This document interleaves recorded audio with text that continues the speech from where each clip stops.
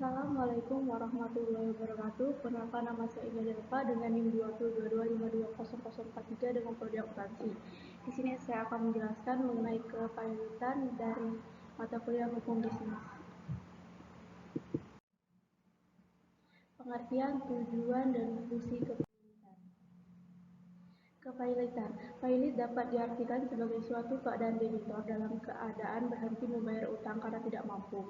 Kata pailit dapat juga diartikan sebagai bankrupt. Kata bankrupt sendiri mengandung arti bancaruta.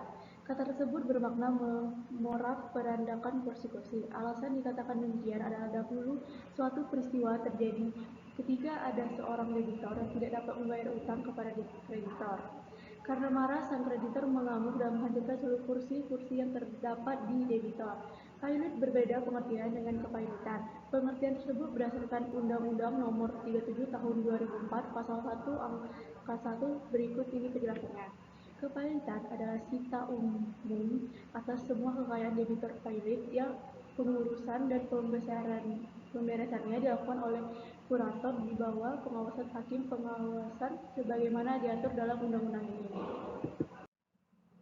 Tujuan hukum kepailitan. Hukum kepailitan diterbitkan oleh pemerintah untuk tujuan mulia, bahwa tujuan hukum kepailitan sebenarnya merupakan suatu bentuk usaha bersama baik antara kreditor dan debitor untuk mendapatkan pembayaran bagi semua kreditor secara adil dan profesional sesuai dengan peraturan yang sudah ada dan ditetapkan. Fungsi hukum kepailitan. Peraturan perundang-undang kepailitan berfungsi untuk melindungi kepentingan pihak-pihak terkait, dalam hal ini kreditor dan debitor atau juga masyarakat.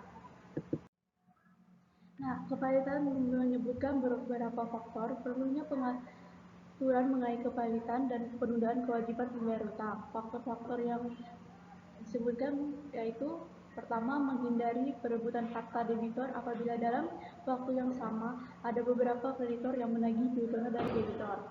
Dua, menghindari kreditor pemegang hak jaminan kebendaan yang menuntut haknya dengan cara menjual barang milik debitor tanpa memperhatikan kepentingan debitor atau para kreditor lainnya.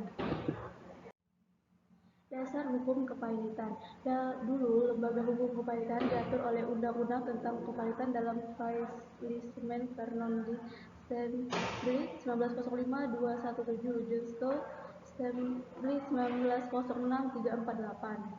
Undang-undang tersebut telah menimbulkan banyak kesulitan dalam penyelesaian utang-hutang. Hal ini semakin bertambah rumit sejak terjadi berbagai krisis keuangan yang merembet secara global dan memberikan pengaruh tidak menguntungkan terhadap perekonomian nasional. Kondisi tersebut tidak menguntungkan ini telah menimbulkan kesulitan besar terhadap dunia usaha dalam menyelesaikan utang-hutang untuk meneruskan kegiatannya. Yang terakhir, syarat-syarat kepailitan di Indonesia. Syarat-syarat kepailitan tiada lain adalah beberapa hal yang harus dipenuhi untuk dapat dinyatakan pailit oleh pengadilan. Syarat pernyataan pailit ini pertama kali dimuat oleh Faillissement Verdeming disingkat FV yang kemudian direvisi dalam Undang-Undang Kepailitan. Pasal 1 FV mengatakan bahwa setiap berutang yang berada dalam keadaan berhenti membayar utang-utangnya dengan keputusan hakim baik atas pelaku sendiri, baik atas penerimaan seorang atau lebih para berutangnya dinyatakan dalam keadaan pailit. Terdapat beberapa persyaratan yang harus dipenuhi untuk dapat dinyatakan pailit sebagaimana dimaksud dalam pasal 2 ayat 1 UUK dan PKPU berikut ini. Kreditor yang mempunyai dua atau lebih kreditor dan tidak membayar lunas sedikitnya satu utang yang telah jatuh waktu dan dapat ditagih dinyatakan pailit dengan putusan keadilan, baik atas permohonannya sendiri maupun atas permohonan satu atau lebih kreditornya. Baiklah, itulah penjelasan dari saya. Saya ucapkan terima kasih. Wassalamualaikum warahmatullahi wabarakatuh.